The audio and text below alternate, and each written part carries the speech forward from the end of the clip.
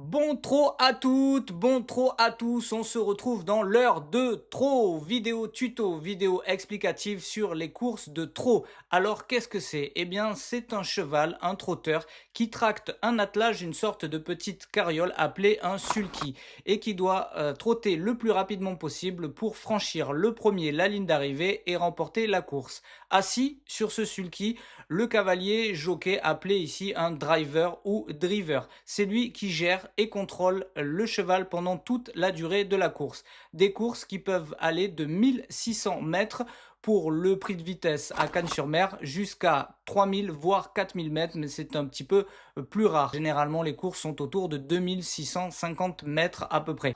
La plus grande difficulté de ces courses de trot réside dans le fait qu'à tout moment, un cheval peut partir au galop. Comme on va le voir ici, avec le numéro 1 qui tient la corde, qui va perdre son allure et partir au galop. Regardez, le cheval est en train de partir au galop.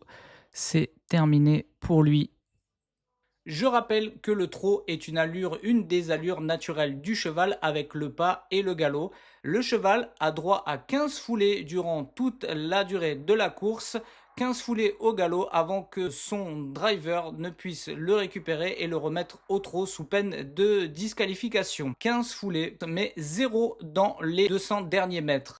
Les commissaires de course sont là pour surveiller les chevaux pendant toute la durée de la course. Il arrive que des chevaux partent directement au galop. Cela peut dépendre des modes de départ. Il en existe deux au trot attelé. Le départ à la volte, le départ volté et le départ à l'autostart.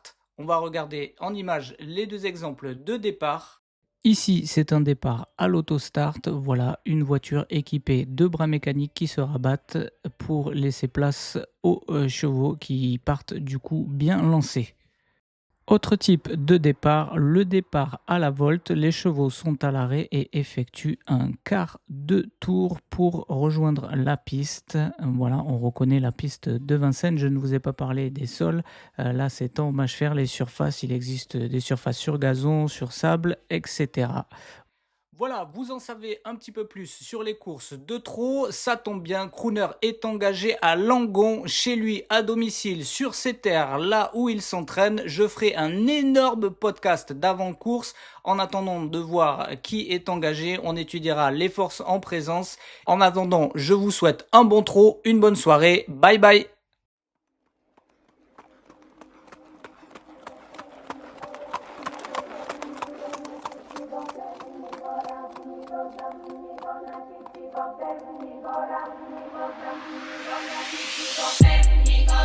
Et les 500 mètres de la descente avec Great Singing qui imprime toujours un train assez rapide à la course. Allez mon fiston, tu vas remporter ton troisième prix d'Amérique, nous le savons tous maintenant.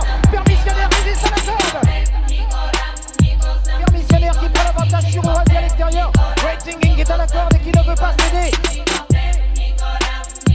On va bientôt franchir le disque des derniers 1000 mètres. Allez mon fiston, tu vas remporter ton troisième prix d'Amérique, nous le savons tous maintenant.